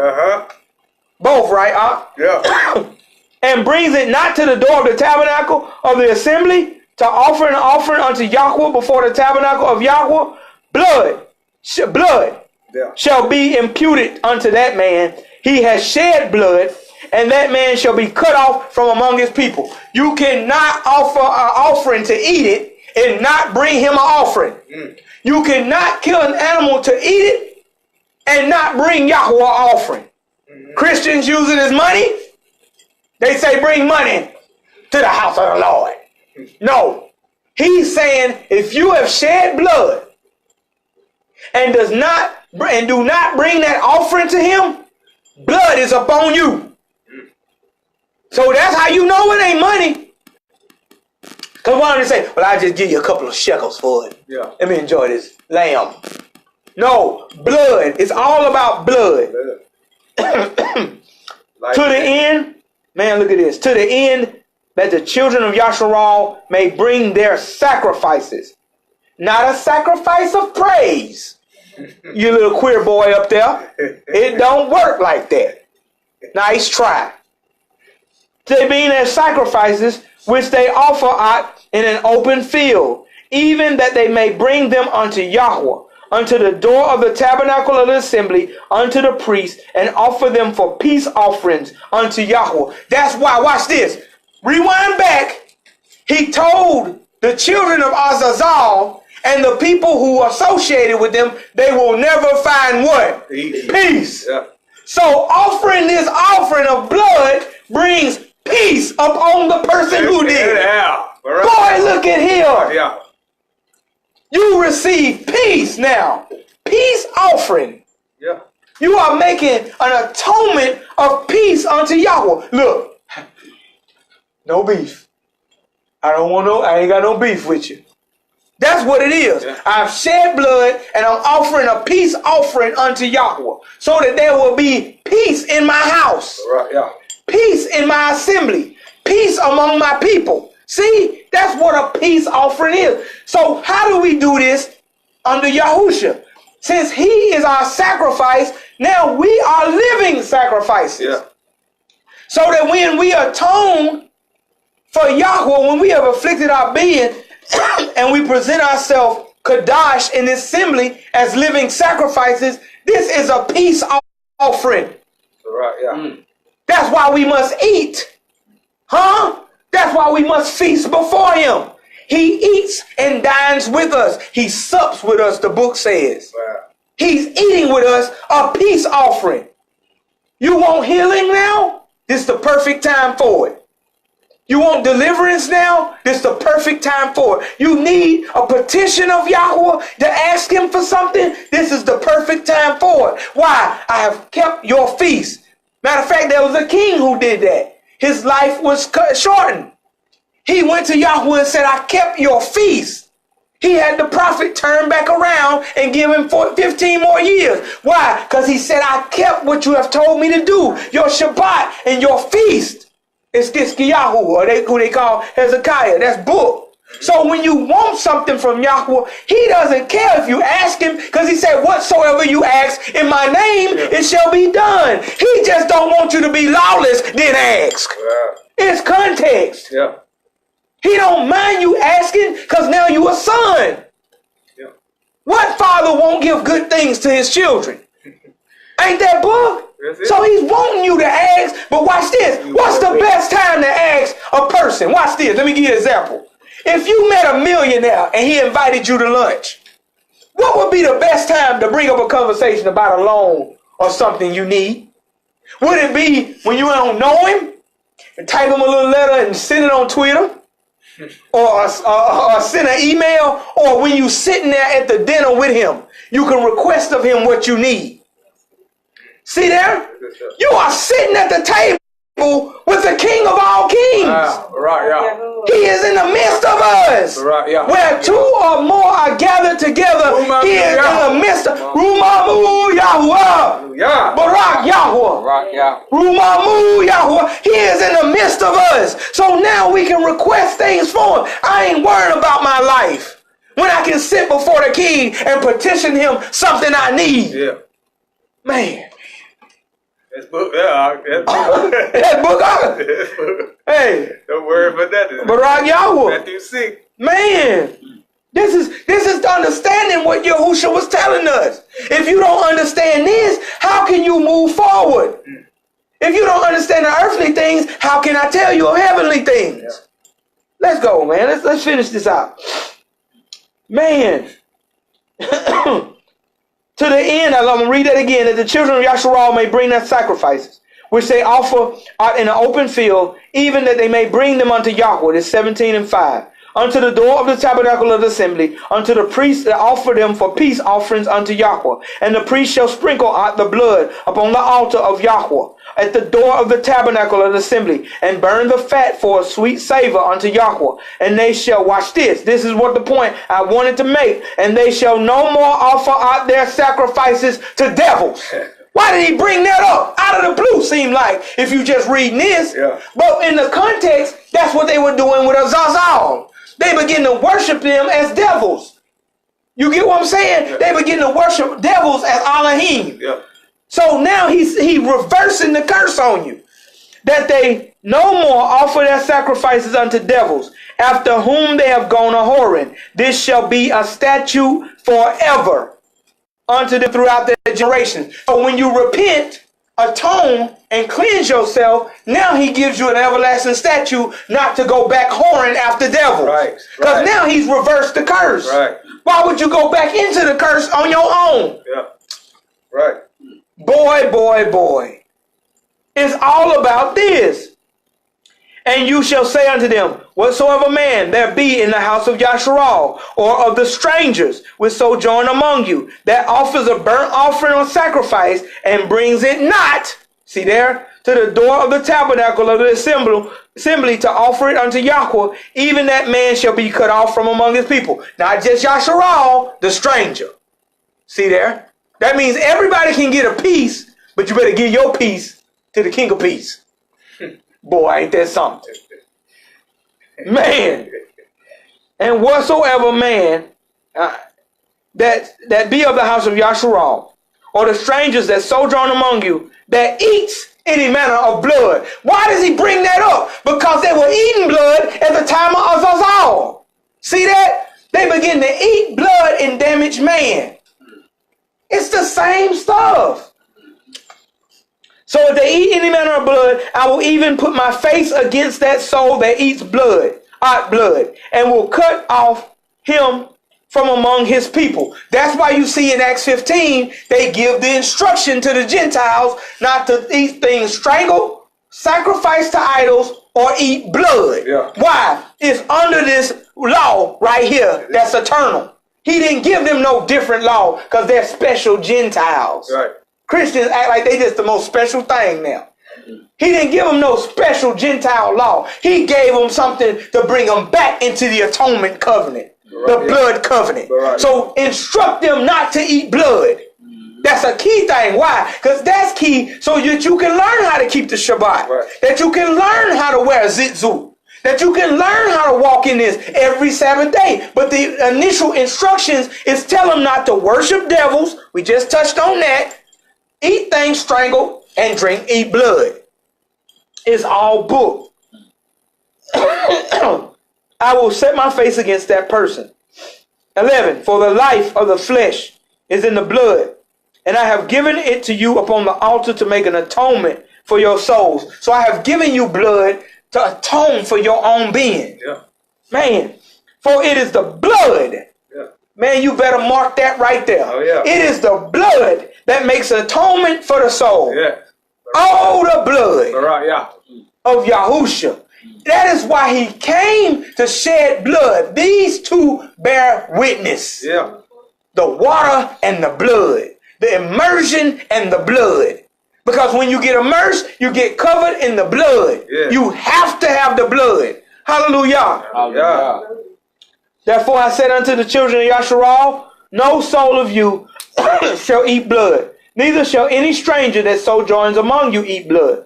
And whatsoever man there be of the children of Yasharal, or of the strangers that sojourn among you, which hunts and catches a beast or a fowl that may be eaten, he shall even pour out the blood thereof, and cover it with dust.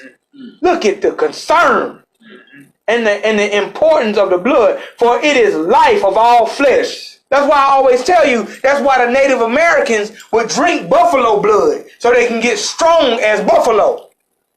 Yeah. That's why they did that, because they understood the demonic essence of taking in blood and becoming something. Wow.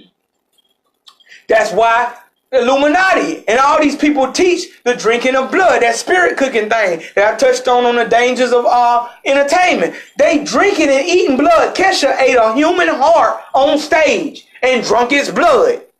They are taking in demons and stuff through that blood from these offerings and sacrifices. Yahuwah does not want us to do that. He says pour out the blood. You have people who teach that you're not supposed to eat flesh because there's blood still in it. If that was the case, he wouldn't have told you to pour the blood out first, then fix the meal to eat it. Don't teach stuff that's outside of doctrine. Yeah, you adding to, you lying. And cover it with dust, for it is the life of all flesh. The blood of it is the life thereof. Therefore I said unto the children of Yasharal, you shall eat the blood of no manner of flesh. None. Boy, for the life of all flesh is the blood thereof. That's why Habal's blood was crying from the ground. Yeah. That was his life force. Yeah. The life of all flesh is in the blood. Man.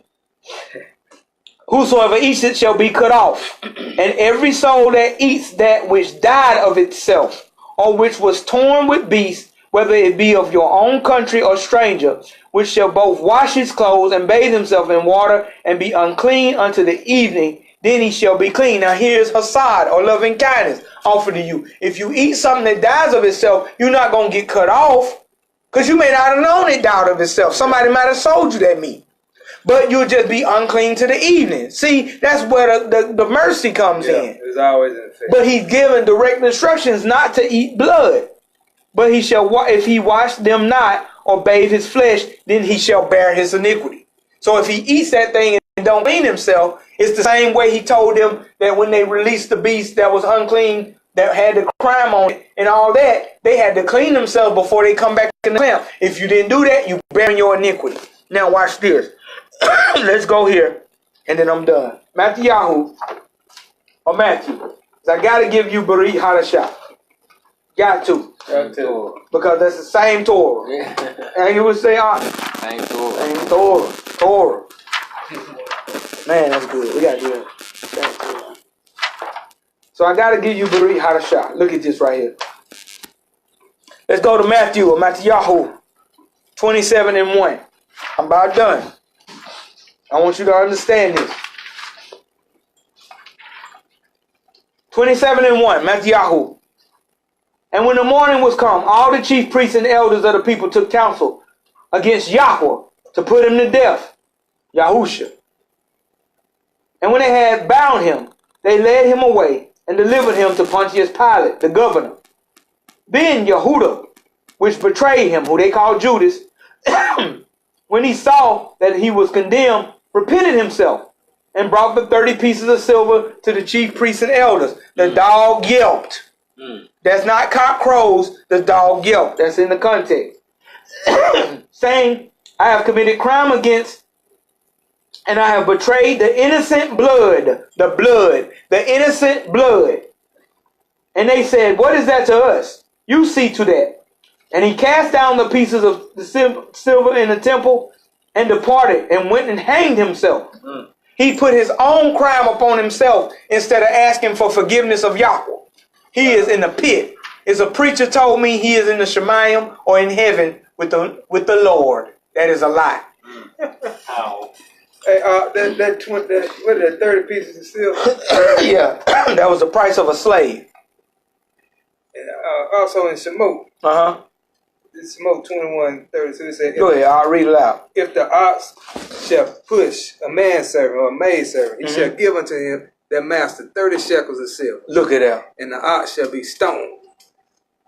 And if a man shall open a pit, if it's talking about those 30, that was the price of the ransom. Right. It was a ransom price. Yeah. For a slave as well. Exactly. Con. So it's 30 pieces of silver. Watch this. All this is book. All this is Torah, but they act like Torah don't have nothing to do with it. That's a great point. Torah. Same Torah. And watch this. 27:6. And the chief priest went and took the silver pieces and said, watch this, it is not lawful for to put them in the treasury, because it is the price of blood. Wow. Blood money. Blood money. Man. And they took counsel and bought with them the potter's field to bury strangers in. Therefore the field was called Al-Qadama. Al-Qadama. Look at the word. The field of blood. Field of blood. See, you see it in the Abayt, because Dam is in there. Al-Qadama. Or the field of blood. Look at that. Unto this day. It's all about blood. Then was fulfilled that which was spoken by the prophet, saying, and they took 30 pieces of silver, the price of him that was valued, whom they of the children of Yasharal did value, and gave it to them for a potter's field, as Yahweh commanded me. All book, all scripture. And Yahusha stood before the governor, and the governor asked him, saying, are you the king of the Yahudim? And Yahusha said to him, as you say. And when he was accused of the chief priests and elders, he answered nothing. Then said Pilate unto him, hear you not how many things they witness against you? We need to learn this too. Look how many accusations they give and he say nothing back. He know who he is in Yahweh. Yeah. He know who he is. Wow. Man, look at that. And it says, and he answered him And prayed that today. He prayed that. Wow. Prayer today. Just sent it to me like wow, Barak YAHUAH, man, I did not know that. Man, that's Ruach, man. Hallelujah. I did not know that. Rumamu Yahweh. And he answered him to never a word, insomuch that the governor marveled greatly. He wasn't trying to defend himself. Now that at the feast the governor wanted to release unto the people a prisoner, who they would. And they had a notable prisoner. Wait a second before I get into this. Listen, people watching, I'm excited, so I'm trying to calm down. Remember, it says that the high priest shall cast a lot. Yahusha is the high priest. Yeah. He chose the lot. Yeah. Boy, I'm about to throw this.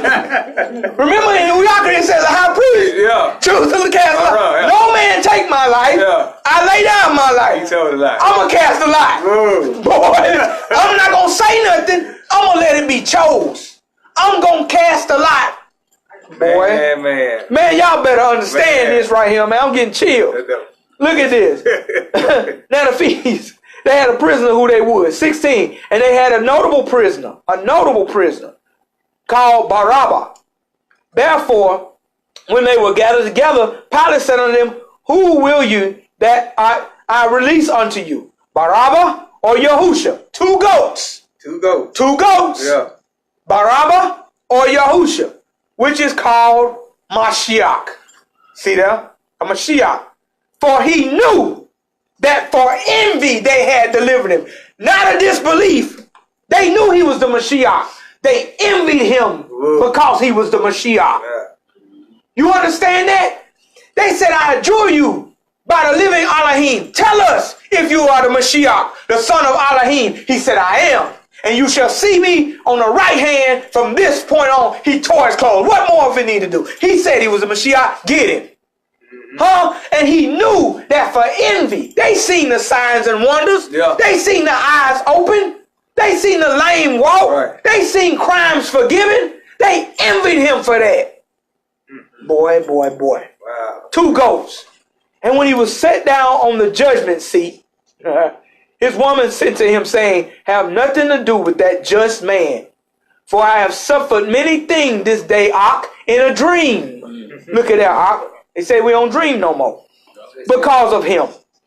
But the chief priests and elders persuaded the multitude they should ask Barabbas and destroy Yahusha.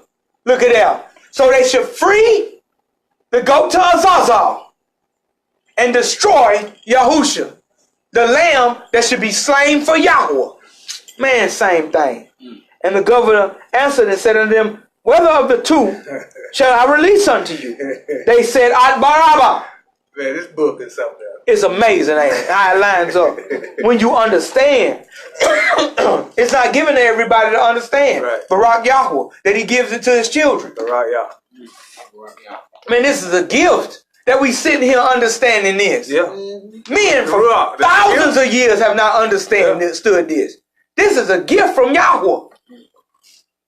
Man, Barak him. Hallelujah. Hallelujah. Man. And they said, this 21, he said, which of the two should I release unto you? They said, At Barabbas. Pilate said unto them, what should I do then with Yahusha, which is called Mashiach? And they said unto him, let him be crucified. Look at that. Because that lamb has to go to Yahweh as a sacrifice. And the governor said, why? What evil has he done? See, he has no crime upon him. No crime of a man, because he's Ruach, but in the form of crime-filled flesh. Yeah. So he can be offered. Man, humbled. Man. What evil has he done? And they cried out the more, saying, let him be crucified. But when Pilate saw that he could not prevail nothing, but rather a tumult was made, he took water and washed his hands before the multitude, saying, I am innocent of the blood, of this just person. You see to it. Then answered all the people and said, his blood be on them. I'm not going to say it. And on their children. So you wonder, Yasharal, Some of you who don't believe in the Mashiach, they say, why are we still in the curses then if the Mashiach already come? It's because your ancestors took the blood of the Mashiach and placed it upon them and you. That's why you still under the curses. Wow. Your ancestors took curses upon themselves. Mutual excretions or execrations, just like Azazel did. That's right. They agreed to do something that was against Yahweh. Yeah. Took it all the way back on you boys. You can't escape it. Wow. Man. This is a rewind. Rewind, ain't it? This good stuff. Watch this. And it says 26. Then released he Barabbas unto them. He cast them out. But watch this. They are the children of the children in the wilderness. Do y'all understand this right here? They are the children of the children who wandered in the wilderness. So he cast Barabbas out to the wilderness through the children of the wilderness. Man, boy, man. And then he scourged Yahusha and delivered him to be crucified. Do you see that, man? And you can read that whole story. You know the rest of the story. But Barabbas was the one to Azazel.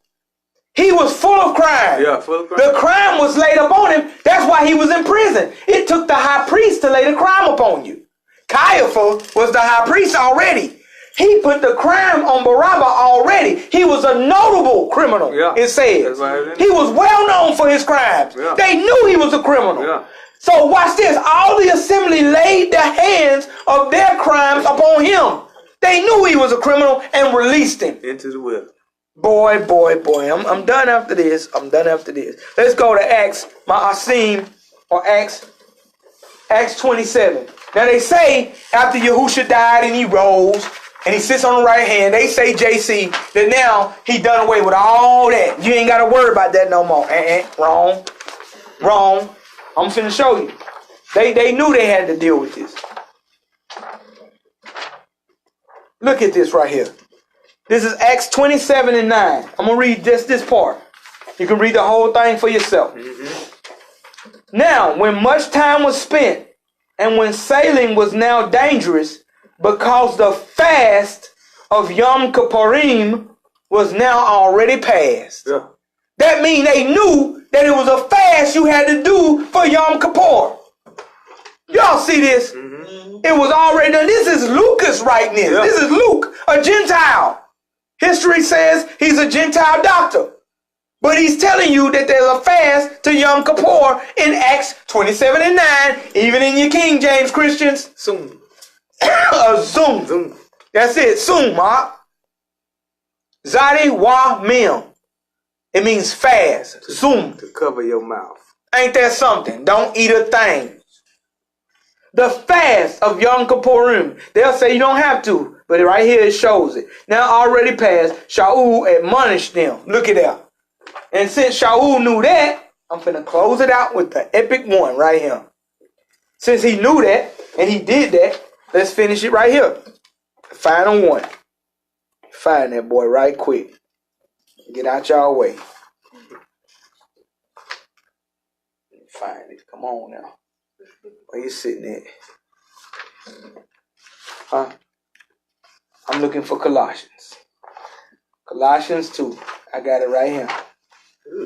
Colossians 2. Now, with that being understand, everything I broke down to you.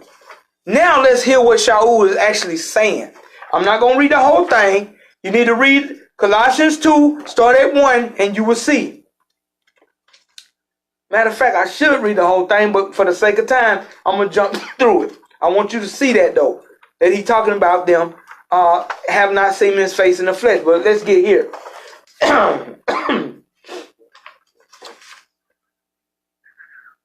Here we go. Let's go. Let's just go to 4 real quick. And I say this, lest any man should beguile you with enticing words. For though I be absent in the flesh, I am with you in the Ruach, joying and beholding your order and steadfastness of your belief in the Mashiach. What order is he talking about? They following Torah. Torah is the Sadar, or the order. Now watch this. As you have therefore received at Hamashiach, at Yahusha, Adonai, so walk ye in him, rooted and built in him, and established in the belief, as you've been taught, abounding therefore with thanksgiving. Beware, lest any man spoil you through philosophy and vain deceit. Who is he warning against? It ain't Moshe's Torah then. No. He warning against philosophy and vain deceit. After the tradition of men. Right. After the rudiments of the world. And not after Hamashiach.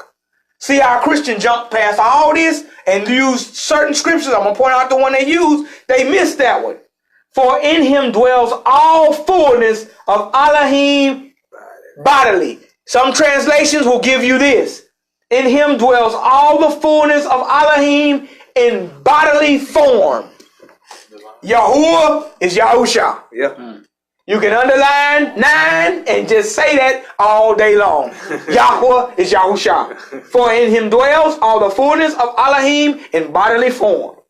And ye are complete in him, which is the head of all principality and power. Now, why did he bring that up? Go back to Azazal. He's the one who bound him hand and foot, or gave the instruction from the Malachim or the angels to bind him hand and foot and give him his sentence. He is over all principalities and powers. Now, with understanding, we can finish this. In whom you are circumcised with a circumcision made without hands. Hallelujah. And putting off the body of the crimes of the flesh by the circumcision of Mashiach, which is spirit. Buried with him in immersion, baptism, wherein you are also risen with him through the belief of the operation of Elohim, who has raised him from the dead. And you being dead in your crimes of the uncircumcision of your flesh, he has quickened together with him, having forgiven all your transgressions, blotting out the handwritings of dogma or ordinances that were against us. What was against us? That if any man takes blood or sorcery or those things. Remember, Paul says, I am afraid of you. You have been bewitched because you're following elements who are not Elohim. Those are the dogmas of man, the ordinances of man. I'm going to show you. He's going to finish this if we understand it. Which were contrary to us. It wasn't the Torah. The Torah wasn't against us. Right. The Torah was always for us. Yeah. If you do these things, it shall be well with you. And your seed. And your seed.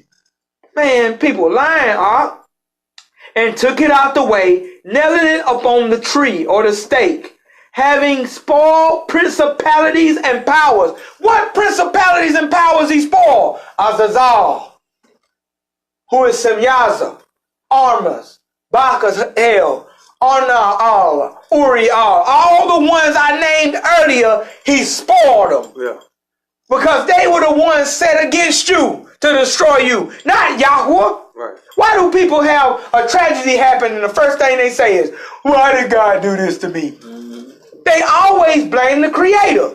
They never blame any demons. Foolishness. So watch this. He spoiled the principalities and powers, and he made a show of them openly, triumphing over them in it. Let no man therefore judge you in meat offering, you can look that up, or in drink offering, or in respect of a feast day. What are we doing today? Yes. A feast day. Hallelujah. Or in a month, a Kadash month, or Hadashah. It's not new moon. Or in a month. Why? Because every month there is a feast that's proclaimed around that time. It's been recorded. Or of the Shabbat. So don't let no man therefore judge you in it, which are a shadow of things to come for the body of Mashiach. Meaning, which is a shadow of things to come for those who believe in it. Right. All of the body, all the feasts we are doing are awaiting his return. Every feast, even atonement, shows that he's atoned for us already, and he is taking our offering and bringing it right before Yahuwah in our time of help. Yes, right. Yeah. Abram of Hebrews 5. Man, let's finish this. Let's finish it. Watch. Let no man beguile you, or deceive you, or trick you, or seduce you, of your reward in a voluntary humility and worshiping of what? Angels. Wow. Wasn't that what they were doing in Enoch when we read it? Mm-hmm. So he's saying, don't let no man trick you back into the worshiping of these angels again. Yeah. Huh? Look how it went straight back. Why? Because Shaul knew about the book. Yeah. Don't let your little white collar pastor with that little neck light collar sitting up there trying to lie to you. he don't know nothing. Tell him what you know, pastor. Don't let him lie to you. In the worshiping of angels, look how he brought that out there. All sincerity, though. Yeah, question them. Right, question your pastor. Ask them. Question your leaders. Don't just sit there and listen. Oh, well, that makes sense. We ain't got to do none of the feasts that he says are everlasting statutes, perpetual covenants. That makes sense that he would lay what he said on the tree. We don't have to do that no more because we couldn't do it out of our lawlessness. He just gave up. Mm. Boy. Man. His hand is stretched out still. He don't give up. He don't give up. Ain't a helping hand either. It ain't. He don't give up. It's on you to get it right. Intruding into those things which he has not seen. Remember, I told you that they were concealed. We read that. Mm-hmm. He don't know what you're doing, is what he's saying. Man, it's all book. Vainly puffed up in his fleshly mind. Why did he use fleshly mind? Because it's a spiritual thing he tapping into. But he think he understand the spiritual, but he can't even see it. Wow. That's what he told him. He gave him the reprobate mysteries. That's right. Wow. Man, ain't that book? And not holding the head. Look at that head. That's Yahusha. He's the head of us men who are the head of our families. Man, come on. Which is all the body, joints and bands, having nourishment, minister, and knit together. Because of the head, we all connected.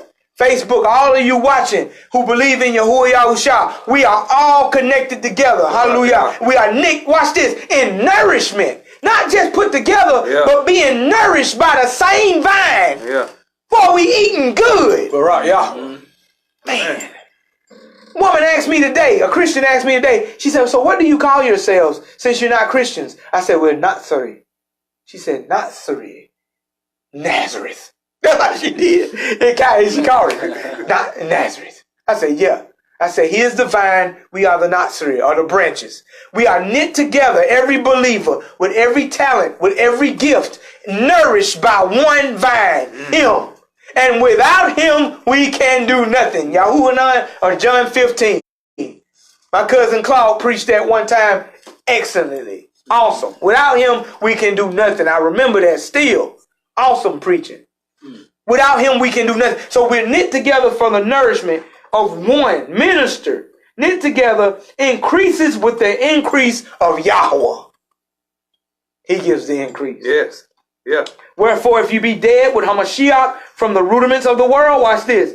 Why, though living in the world, are you subject to the ordinances of the world? What he's saying are dogma.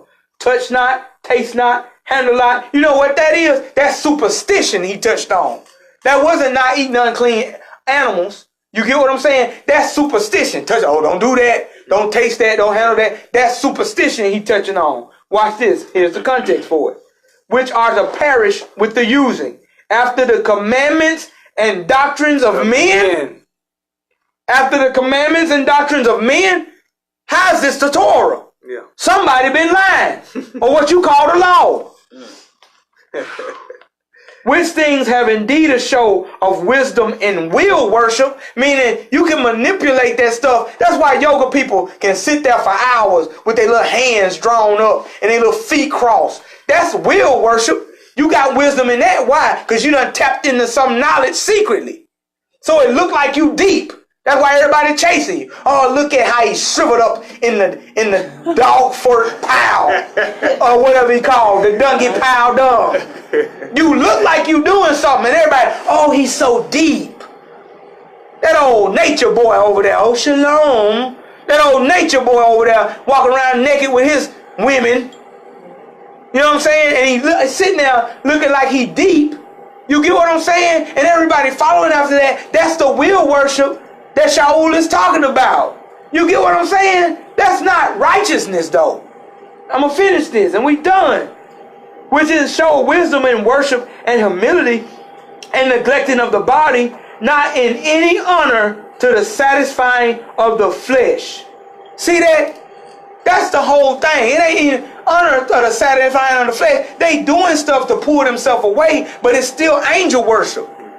They look like they fasting. Muslims do Ramadan for 40 days at a time. Yeah. But they in lawlessness. It means nothing. But why? Because Hashatan can mimic righteousness. Right. He can't be righteous, but he can masquerade as a minister of righteousness. Yeah. So with the atonement, it's to cleanse you and cleanse your conscience from dead works to work righteousness. This is what we are. This is why we walking in this. This is why we trying to atone and walk righteous. You pray us out, man. Abayt YAHUAH, we come to you in Palau, just giving you our honor and esteem, just with an attitude of gratefulness in our hearts, knowing that you allow us to partake in your time, your Moedim, Yum Kaparym, that you atone for us, that you have pleaded with us, face to face, that you humbled yourself in the form of a man to come down to plead with us, to establish righteousness once again and giving us the remission of our crimes through the shedding of your blood. Thank you. Torah for allowing us to repent and turn back to your ways. Now that we're no longer cut off, we have been grafted back into that vine, that we can receive your power, that we can flourish. And if we meditate on it day and night, we'll be like the tree planted by the rivers of water, who produce fruit in the season, the fruit of obedience, that we teach our whole households, that we proclaim your name amongst the heathen, and do the works that are pleasing to you, that we judge rightly for the poor and the widows and the orphans, that we seek what pleases you. And so, Abba, you have allowed us to come back into your understanding of what is righteous, and no longer slacking, and not even considering your ways, not even knowing who you are, knowing who we are, not knowing the pleasure that you had in us from the beginning. But now, Abba, we're so grateful you have removed the scale from our eyes. And we need you. We need you every day. We thank you for your power to endure all the way to the end. Even when doctrines come in and try to shake us up, slick doctrines and twistings of your word, but you have established us in your sound doctrine, your understanding and your wisdom, which is your Torah. And any ruach that drives us to go a-whoring after other things is not of you. So we give you all honor and esteem for that. Help us to come together as a body that's tightly knitted together. Hallelujah. That we will honor you in that way, that we will love our brother. And if any strifes or envy which is not from you, that we will humble ourselves. Yes. And we'll realize that, okay, we may not need to be just, we don't have to be just right, but we'll humble ourselves. Like, look, man, enough is enough. I love you. This is what the Father wants of us. So I lift up that palau to you, that petition for Yahshay is to come into the unity of belief and walk in your statutes, your judgments, unwavering, not twisting it to fit our situations and to fit our egos, but we humble ourselves and cleanse ourselves. Let your word cleanse us and purge us so that we can be reconciled back unto you. In Yahuwah Yahushay name. It be so, Amanah. Amanah. Ahabu Shalom, Facebook, to the 12 tribes of Yahshay that scattered across the globe, all those who believe in Yahuwah Yahushay with us around the world. We give our right hand of fellowship unto you, and we say Ahabu Shalom, fullness of love and peace unto you on this day of atonement, Yum Kaparym. We thank you. We thank you and we love you. Thank you for watching. Thank you for fellowshipping with us. Thank you for just always looking to Yahuwah for the truth, for digging and researching. We are only your Akim and Akatut in the belief of Yahusha, knitted together in the nourishing ministry of the vine. Shalom. Hallelujah. Hallelujah.